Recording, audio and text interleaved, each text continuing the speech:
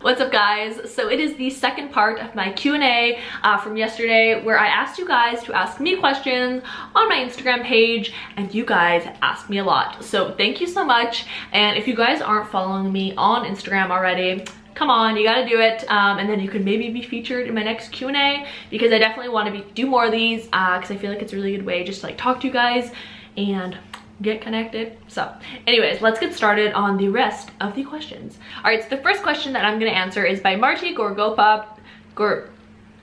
I'm sorry, I don't think I'm saying that right. Asks, what's your best tip for keeping up with trends when you're on a budget? Love your vids since day one. Oh, thank you so much. So honestly, my best tip for keeping up with trends when you're on a budget is to find stores that have affordable clothing that keep up with the trends. And so for me personally, I shop a ton at Forever 21 because it really is fast fashion. And so that means you can buy cheap clothes on a budget. All right, so 5 Dream Chasers also asked about the shoe question that I answered yesterday. And then also asked about tan lines and my fabulous swimwear.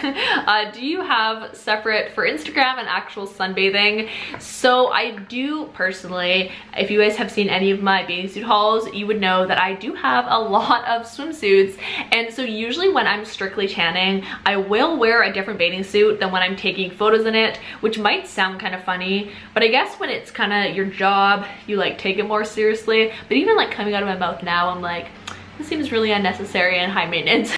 All right, Hannah Lawless asks, how did you get started on social media? Were you YouTubing before Christian started his vlogs? So I, funny enough, actually had a channel even before this one, and I would do these like outfit videos where I wouldn't even show my head. It was just like me against a brick wall in my basement, or not a brick wall, like a concrete wall. And so I did start YouTubing like years before Christian, and it was funny because I didn't even tell him I had a YouTube channel for literally like 6 months into us dating, because I was so embarrassed about it, because when I started, like literally nobody did YouTube. Like having a YouTube channel wasn't a thing, whereas now like obviously tons and tons of people have channels and it's like super normal to start one. But back then it definitely wasn't. And so yes, I did start before Christian. And I guess I didn't really answer your first question, but I basically got started on social media because I stumbled across YouTube one day and I was bored and I'm like, I want to make some videos. This looks fun, because I've always been like a pretty creative person. And so I started on YouTube, and then when Instagram came out, I was one of like the first people out of all the people I knew to actually get Instagram. And for like years and years, it was just a personal one. And then when my trip to Asia with Christian, right after I graduated university, I actually started posting photos like pretty frequently and doing all like the tagging and everything. And I found back then it was a lot easier to grow because not a lot of people were doing it. And then we had a few photos featured on like big accounts and that kind of thing. So that's kind of how like my Instagram started. And then YouTube was something I kind of have always just done, and I just like kept making videos. It wasn't until like a few years ago that I started to actually take it more seriously and like post frequently, which is definitely the key in growing. Is you need to be posting like constantly, at least twice a week. Apparently people say 3 times a week, but like who has time for that? So yeah, that's like in a gist how I got started on social media. So one Carlos asks, considering that you travel with style, how do you manage your luggage weight allowance? Well, let me tell you, I am always over, but usually it's only by like a few pounds or 5 pounds. I struggle with this every time because I always overpack, but the saving grace is I do find that little dresses and like bathing suits don't actually weigh that much, so you can fit a lot of clothes into your suitcase without it weighing like an astronomical amount. So Ali Haydock asks, how do you stop your hair from going frizzy in the heat? For me personally, my hair doesn't really get too frizzy, but you can buy like hair oils that help with that you put in when your hair is damp, and that should help you. I don't feel like I have like a lot of tips. All right, so next question, Dominique asks, what makeup essentials should I bring when traveling? So me, I always bring like the bare minimum, especially too if you're traveling to a climate where it's so incredibly hot like Southeast Asia. So I usually bring cover up and then powder because you're sweating, and then mascara. I mean, I go with eyelash extensions, so I guess like a little bit of lip gloss. So Berkeley Ryan asks, of all the places you traveled, where would you want to live permanently if you had to pick? So I did mention this before, but it would probably be Bali. James Owen Life asks, what do you prefer, making YouTube videos or Instagram photos? So I don't know, there's two very different things. Obviously with videos, it does take longer, but you get to be more creative in a sense. And then Instagram photos, I actually really enjoy editing. I never used to like editing Instagram photos until I got Lightroom. I guess at the end of the day, YouTube is like my main priority, so I have to say that. All right, Catch and Kylie asks, how do you pack so many different outfits for your trips? Do you pay for extra baggage every flight? So I basically buy just like little dresses and skirts, and then I piece them together, and it's actually not that much room in your suitcase. Next question is by Everywhere with Emily, and she asks, do you bring separate accessories for each outfit, or do you bring things that work with every outfit? Also, does Christian ever think you overpack? So yes, he definitely thinks I overpack, but I mean, he understands because I'm trying to usually when we're away film lookbooks and film different videos, so he understands if I need like an abundance of things. In terms of accessories, I don't bring certain accessories for like specific outfits. I just bring my favorite pieces at the moment. Jammer Jams asks, how to book cheap international flights? Is there a better time of year to do it? What do you usually book through, or do you usually plan last minute and get good deals still? I honestly do all of my flight searches through Google Flights because it just gives me like a general overview of like all the flights, and we do book flights pretty last minute just because we like don't really know our schedules, and so we end up having to pay more, which kind of sucks. But I would suggest things like cheapflights.ca and those kind of websites. You can also like a Facebook page. I think it's called like Flight Deals or something like that. And what it does is it actually posts on there when there's flight errors. And so those types of Facebook pages are really good to be a part of because you can see cheap flight deals and it might be somewhere that you were planning on going. Maddie Beth asks, what's been your most eye-opening experience while traveling? Seeing the differences between your life in Canada versus other people's lives in other parts of the world. How has traveling affected your worldview? So to answer that last question, it's definitely affected my worldview of just realizing how big the world really is, and that at the end of the day, there are so many people out there, and sometimes I feel like we can, as humans, just get caught up in our own world and our own problems. But what people fail to realize is that there are so many other things out there and other issues. I do feel like though at some point in your life, everyone should try and go out and visit another country. And then to answer the first question, what's been your most eye-opening experience? So I actually did a video about this in my testimony video of when we were in the Philippines, and we actually went into a village, and it was actually a slum area in Cebu City. And for me, that was definitely the most eye-opening experience. Aside from that like cool little thing I had happen to me, which is like part of my testimony video, it was really eye-opening. And the coolest thing though was that those people were still happy and they still had their communities and their daily life, yet they did live in complete poverty, and they still had smiles on their face though, which was really cool to see. And that also kind of ties into the other question as well, I guess, about how it affected your worldview, is that you don't need all these crazy things to be happy.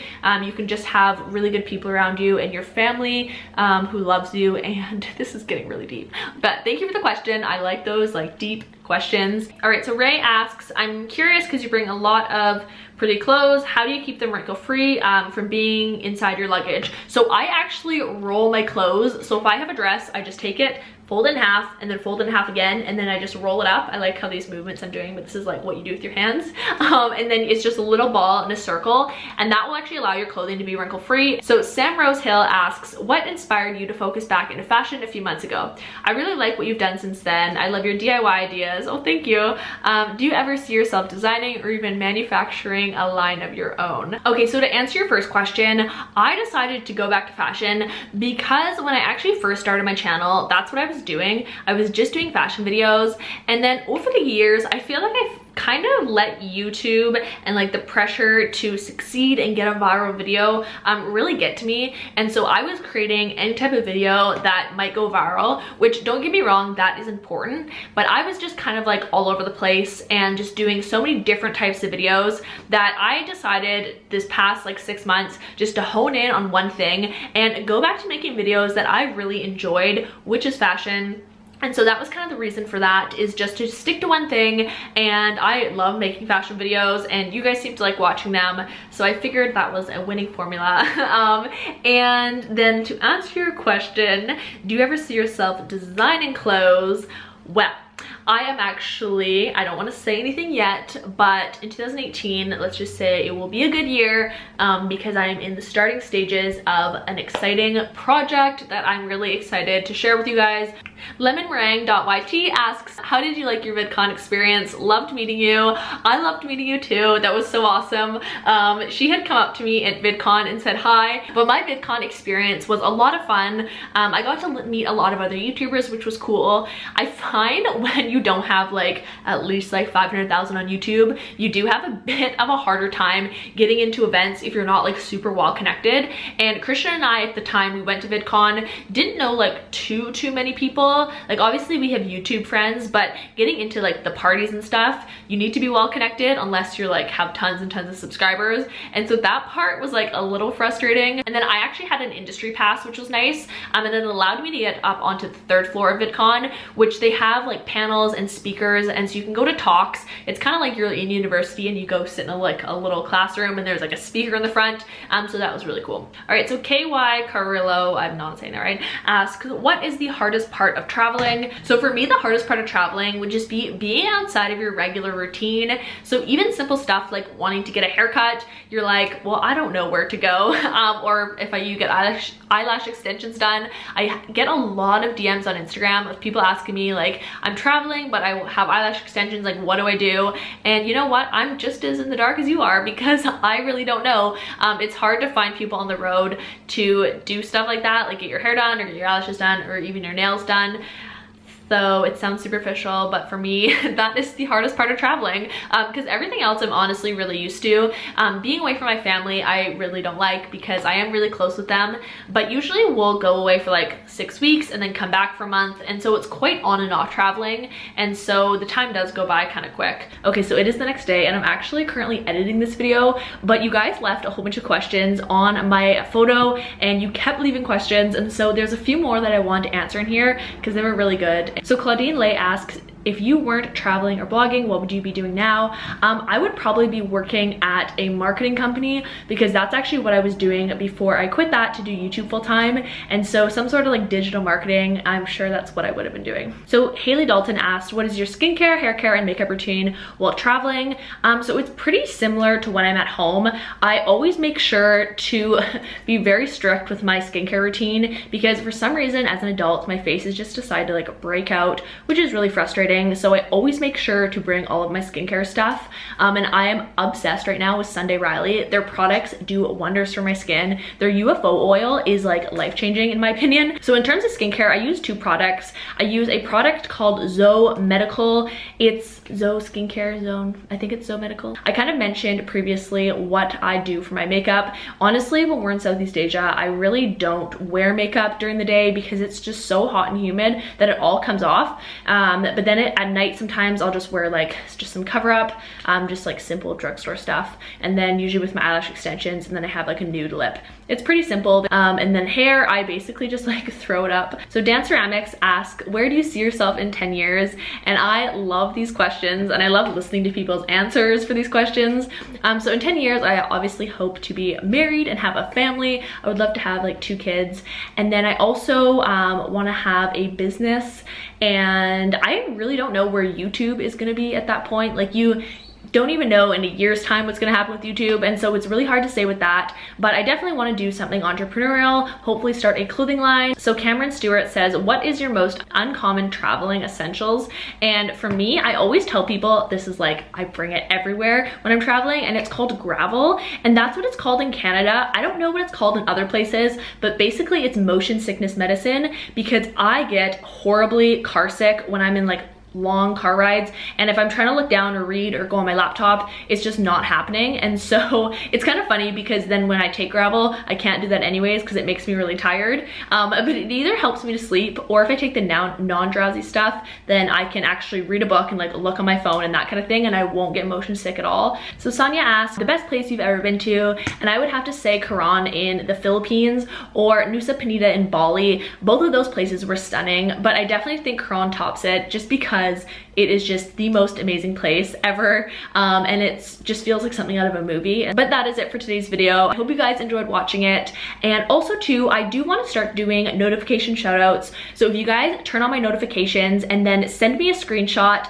I will feature you in my next video. Your username will be right here, because I do want to make sure that you guys are getting my videos. I know sometimes with YouTube it doesn't actually send it out to all your subscribers, and that is a fact, and I actually learned that at VidCon. Make sure to turn on that little bell so you guys can get notified every single time I post a new video, because I'm going to be posting a ton of videos in September, because I'm going to be going to Fashion Month. I know I've mentioned this. So I leave on Monday for New York, and then I'll be doing London and Milan. I have some fun video ideas that I'm going to be doing, and I'm also going to be vlogging, and that's going to be integrated kind of with main channel videos. So doing stuff like letting strangers dress me for a fashion show and recreating really expensive looks for less, and then I'll have like a vlog at the end, if that makes sense, just because I'm going to be doing a lot of cool unique stuff, and like I honestly don't even really know what to expect because I've never been to one of these things, and I'm just like, I don't even really know what to wear. So anyways, that is about it. I hope you guys have a great rest of your day, and I will talk to you later. Bye.